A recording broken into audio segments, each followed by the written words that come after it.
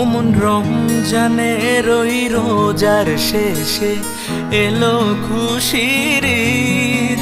তুই আপনাকে আজ বিলিয়ে দে শোন আসমানি তাগিদ।